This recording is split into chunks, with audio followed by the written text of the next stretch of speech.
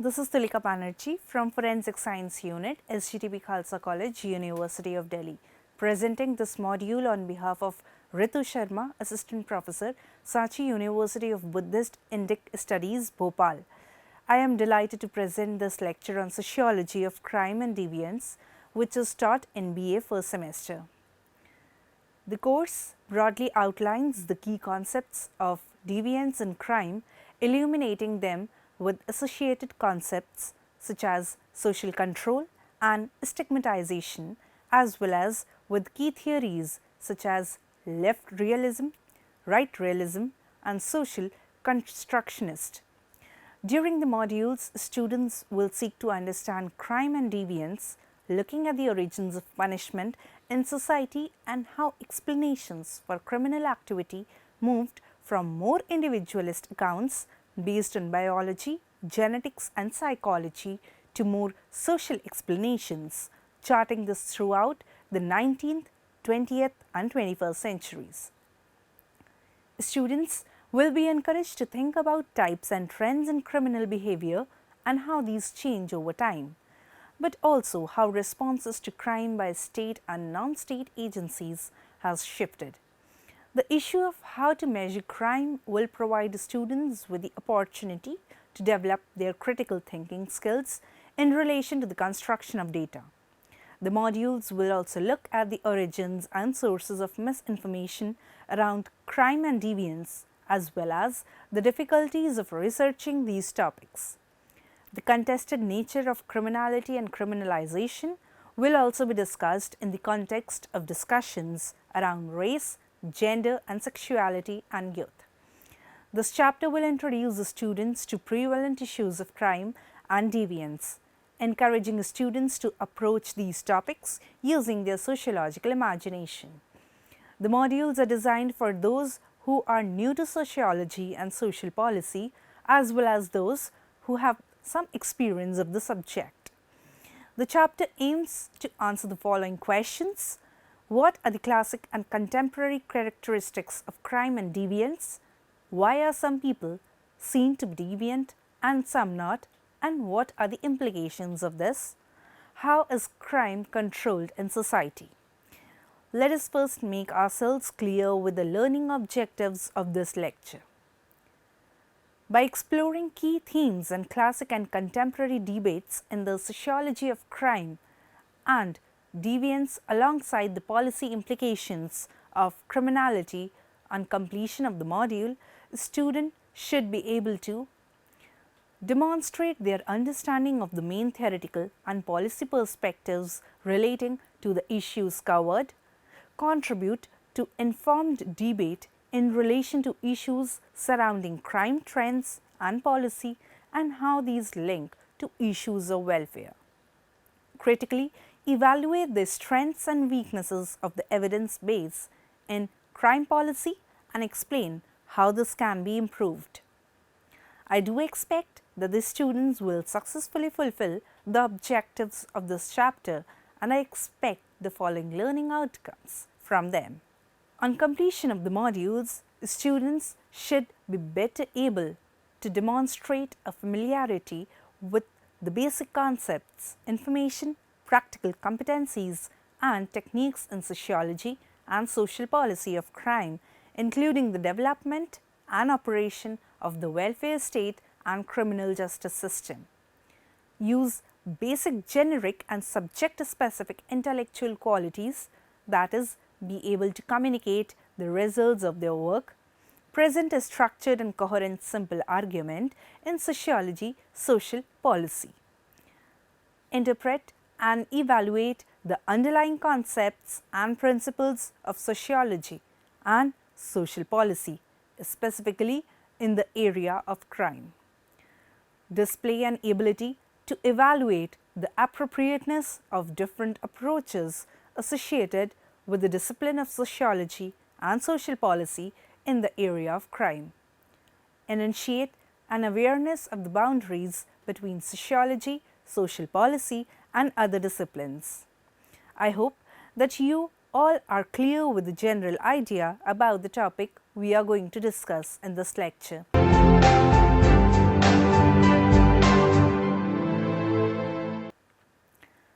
Crime and deviance is a major topic in sociology, but one that many students find difficult.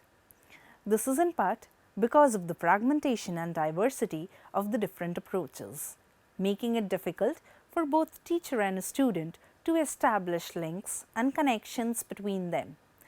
This chapter attempts to address these difficulties by developing a framework to help clarify the similarities and differences between these very different approaches to crime and deviance.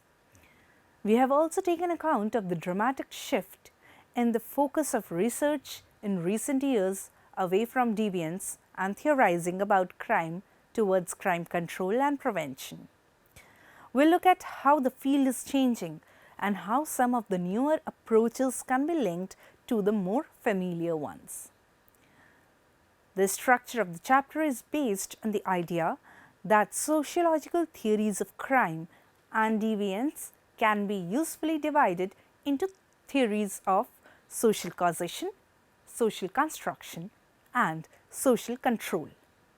This division not only helps to clarify some of the diversity in the area, it also reflects some general traditions of sociological thought, the implications of which go well beyond crime and deviance. This framework is useful in adopting a chronological approach to the teaching of the topic of crime and deviance. The idea here is to illustrate that theories are influenced by cultural changes in wider society and ideas also go in and out of fashion. I am sure you all got an idea about what all we are going to cover in coming modules. Let's have a quick overview of the modules that will be covered in this lecture, and then we will be good to explore each module in detail. We shall cover the following topics in this chapter. First is deviance and crime. Second, origins of the sociology of crime and deviance. The very first question which usually comes to a student's mind is, what is the relationship of sociology with deviance and crime? Some of you might be willing to have a clear understanding about deviance and crime before focusing on its relationship with sociology.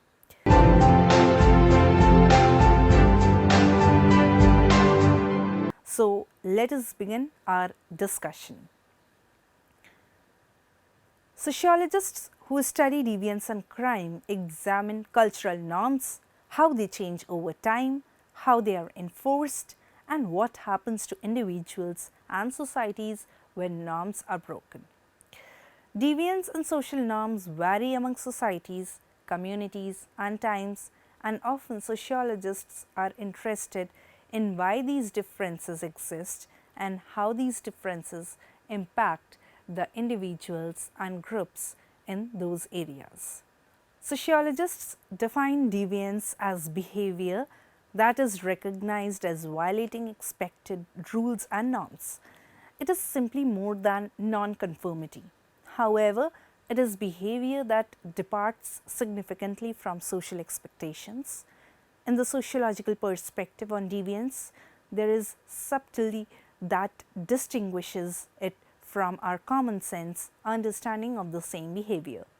Sociologists stress social context, not just individual behavior. That is, deviance is looked at in terms of group processes, definitions, and judgments, and not just as unusual individual acts.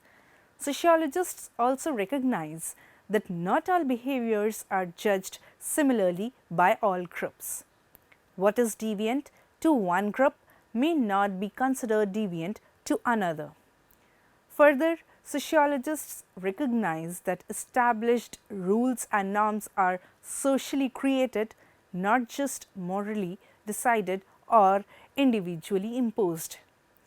That is, deviance lies not just in the behavior itself, but in the social responses of groups to behavior by others. Sociologists often use their understanding of deviance to help explain otherwise ordinary events such as tattooing or body piercing, eating disorders, or drug and alcohol use. Many kinds of questions asked by sociologists who study deviance deal with the social context in which behaviors are committed. For example, are there conditions under which suicide is an acceptable behavior? Would one who commits suicide in the face of a terminal illness be judged differently from a despondent person who jumps from a window? I feel that before moving further in this module, we shall look into the definitions of crime and deviation, as this understanding is vital to realize our objectives. A crime is an illegal act that is punishable by law. If a person commits a crime and is detected, they could be arrested, charged and prosecuted. If found guilty, they will receive a sentence such as community order, fine or imprisonment. Some illegal acts are not necessarily seen as deviant. For example, parking cars on double yellow lines or using a mobile phone whilst driving, even though these activities are against the law. Deviance refers to behavior that does not conform to a society's norms or rules. If a person behaves in a way that is seen as deviant and this is discovered, it could lead to negative sanctions such as being told off, ignored or ridiculed. Some, but not all, deviant acts are also illegal. Legal deviance is behavior that is seen as abnormal by most people in a society, but it does not break the law. Many sociologists argue that while crime involves legally defined behavior, deviance is socially defined. Whether an act is considered deviant or not depends on how people view and label the act. This means that deviance is judged according to the social setting or the context in which it takes place. Historical evidence suggests that what is considered as deviant can change over time. Example, attitudes to smoking and to homosexuality have changed in Britain post-World War II. Cross-cultural evidence suggests that what is seen as deviant can vary across cultures. Example, differing attitudes as to what is acceptable for women to wear and what is seen as appropriate within their group or society. Both historical and cross-cultural evidence also suggest that what is classed as criminal behavior can change over time and vary between cultures. Example, alcohol consumption was illegal in 1920s in America and is still restricted in some countries today. Within the sociology of deviance and crime, there are 4 key theoretical perspectives from which researchers study why people violate laws or norms and how society reacts to such acts. We will review them briefly here. Structural strain theory was developed by American sociologist Robert K. Merton and suggests that deviant behavior is the result of a strain an individual may experience when the community or society in which they live does not provide the necessary means to achieve culturally valued goals. Merton reasoned that when society fails people in this way, they engage in deviant or criminal acts in order to achieve those goals like economic success, for example. Some sociologists approach the study of deviance and crime from a structural functionalist standpoint. They would argue that deviance is a necessary part of the process by which social order is achieved and maintained. From this standpoint, deviant behavior serves to remind the majority of the socially agreed upon rules, norms and taboos which reinforces their value and thus social order. Conflict theory is also used as theoretical foundation for the sociological study of deviance and crime. This approach frames deviant behavior and crime as a result of social, political, economic and material conflicts in society. It can be used to explain why some people resort to criminal traits simply in order to survive in an economically unequal society. Finally, labeling theory serves as an important frame for those who study deviance and crime. Sociologists who follow this school of thought would argue that there is a process of labeling by which deviance comes to be recognized as such. From this standpoint, the societal reaction to deviant behavior suggests that social groups actually create deviance by making the rules whose infraction constitutes deviance and by applying those rules to particular people and labeling them as outsiders. This theory further suggests that people engage in deviant acts because they have been labeled as deviant by society because of their race or class or the intersection of the two. For example, dear students, I am sure now the definition of deviance and crime is clear to you. And now you all are familiar with the four key theoretical perspectives from which researchers study why people violate laws or norms and how society reacts to such acts. Please do not hesitate to go through the module again, as the coming modules require a very clear understanding of these concepts.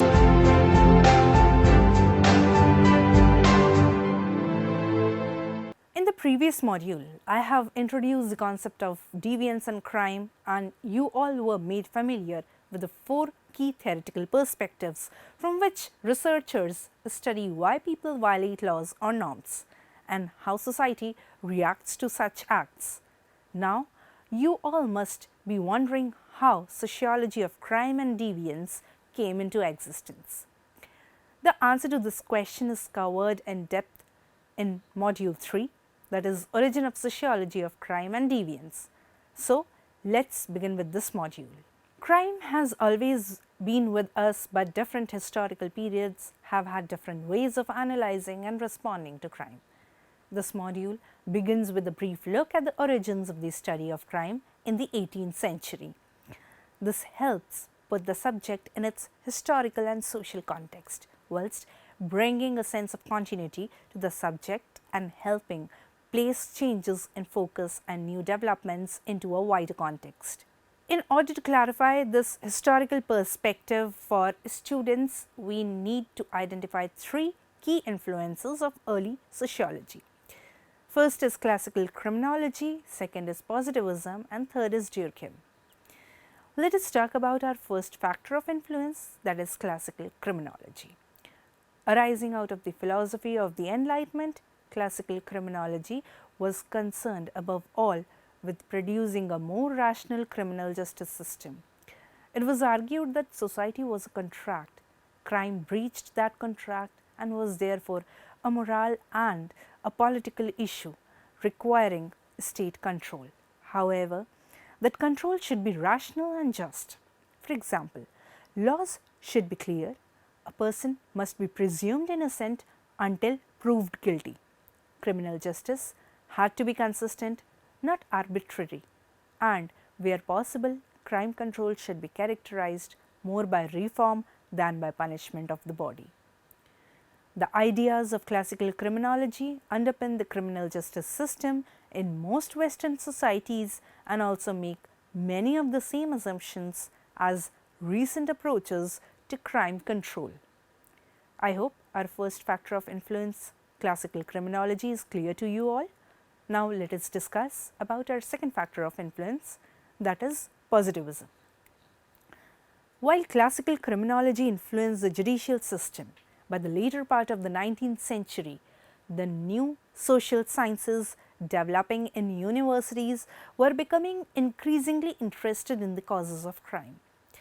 This work was underpinned by positivist ideas of the similarities between the social and the natural sciences.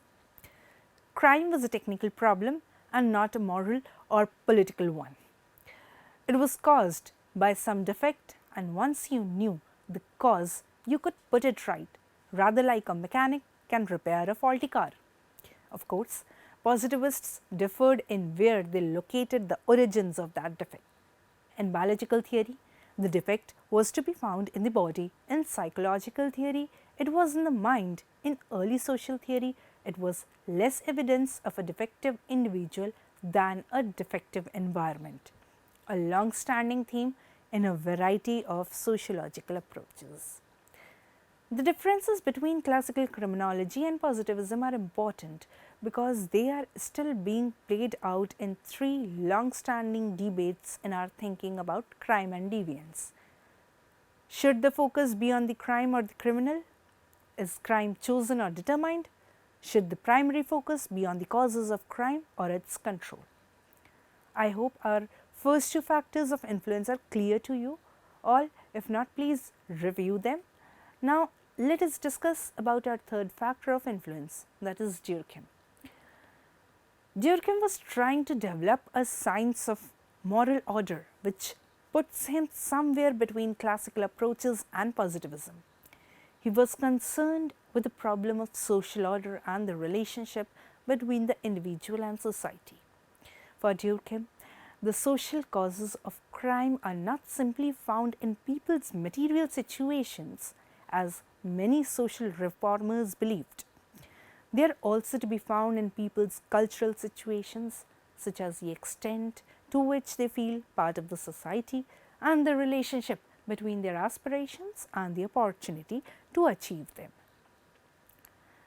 Although he wrote very little on crime itself, three of Durkheim's key ideas, that is anomie, the functions of crime, and social integration, have been very influential in the development of the sociology of crime and deviance. Following on from Durkheim leads naturally onto the first of our approaches is social causes approaches. Social causation refers to the idea that regularities of human behavior can be systematically linked to the cultural and economic organization of societies. In simple terms, societies cause us to behave in different ways, or to put it less deterministically, societies make it more likely that certain groups of people will behave in certain ways. This approach involves adopting a scientific approach to the study of societies, searching for relations of cause and effect as far as possible, producing data that is reliable and quantifiable. Despite the many different forms they take, social causes approaches are making essentially the same general assumptions about the nature of social reality and how we understand it. Examples of social causes approaches are ecological approaches, strain and subcultural theories, attachment theories, radical criminology, gender theories of crime causation, new left realism. Now we shall discuss the second method of approach, that is social constructionist approaches. Social constructionist approaches have their roots in philosophical idealism and stress the differences between the study of the natural and the social world. They reject the idea of sociology as a science of society and searching for relations of cause and effect. Rather, the task of sociology is the creative interpretation of how meanings are constructed in everyday life, and such questions usually involve research strategies using qualitative methods. Constructionist approaches to crime and deviance tend to have a wider focus, looking at deviance rather than crime, questioning taken for granted assumptions, and rendering key concepts such as crime problematic. They explore how criminal and deviant labels and identities are constructed and focus on how social control agencies operate. Constructionist approaches reject both the positivist notion of behavior being determined and the realist notion of revealing underlying causes. Social constructionist approaches return us to some of the ideas of classical criminology, that is, the focus is on the deviant act. There is opposition to pathologizing offenders, that is anti-positivism. There is interest in how offenders or deviants are processed by the judicial system. Constructionist approaches ask very different questions about crime and deviance that change the focus of research. Why are some actions seen as deviant or criminal? How are deviant meanings constructed in everyday life? What is the inside story of people's experiences of deviant actions and social control? Examples of constructionist approaches. Chicago School Studies, tell it as it is. Interactionism and labeling theory. Phenomenological studies of experiences of deviance, example, experiences of illness or disability, mental disorder, prison life, etc.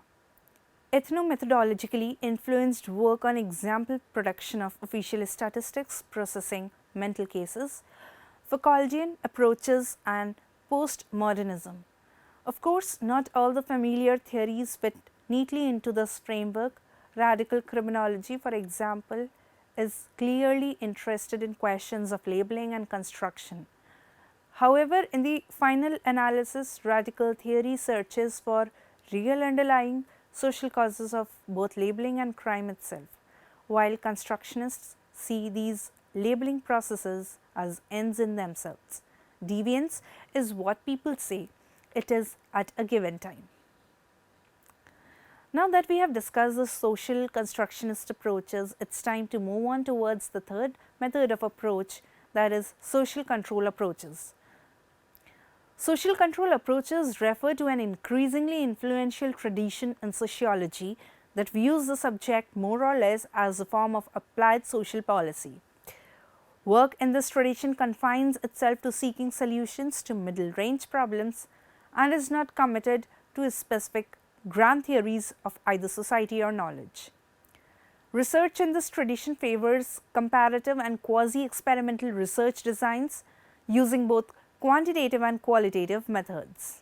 Here I would like to discuss in brief about crime prevention, because somehow I feel there is dire need to understand the underlying concepts behind crime prevention. Control approaches to crime are closest to common sense, though they raise all sorts of subtle and complex problems for sociologists. An explanation of these new terms will help clarify this approach. First is crime prevention. The key idea of new control approaches is to try to prevent crime in the first place. As Downs observes, control approaches are closest to common sense. In a sense, we are giving practical expression to control theories of a social kind whenever we accompany young children to school or keep tabs on who they are playing with, and of a situational kind whenever we lock our doors at night. Realism. In the 1980s, there was a movement in the sociology of crime towards realism, that is, accepting the reality of crime and its consequences, which it was argued had been forgotten in the 1960s and 70s. This is seen by most as a positive step, but the terminology is unfortunate and likely to confuse. Left and right realism. The distinction between left and right realism has become common currency in the sociological literature, and as teachers, we have to work with it. However, such a crude distinction is unfortunate for a number of reasons.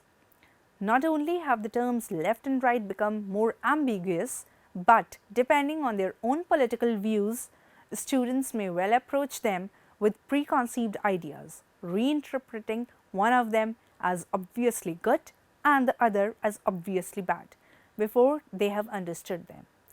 In sociological terms, a distinction built around structure and agency would have been more helpful. Although left realists are interested in victims, domestic crime as well as street and property crime and crime prevention, they argue that crime cannot be divorced from wider structural concerns, particularly echoing Merton, relative deprivation. Right realists do not necessarily deny the importance of structural or psychological and biological factors in the genesis of crime, particularly serious crime. However, they tend to give more weight to social action or agency, arguing, like the classical criminologists, that typical offenders are opportunistic and, like most people, make rational choices about the opportunities presented to them. From this point of view, the best way to reduce crime is to reduce those opportunities and make the choice less attractive. This was all about realism. Our next term will be pragmatism. The argument here used to justify the paradigm shift outlined is that criminology is about trying to develop practical solutions to help prevent or reduce crime. It is argued that criminologists have spent a century looking for the causes of crime and have not been very successful. Even if crime is influenced by deprivation, family circumstances and the like, it does not suggest viable preventative strategies. Criminologists cannot give people better homes or a happy childhood. What criminologists can do is to offer people more protection from crime by making its commission more difficult.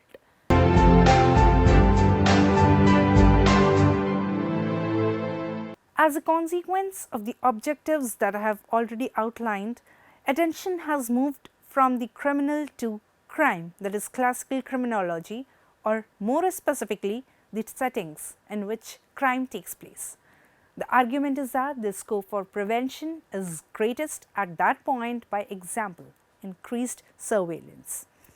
This general change of focus has been described as a shift to administrative criminology.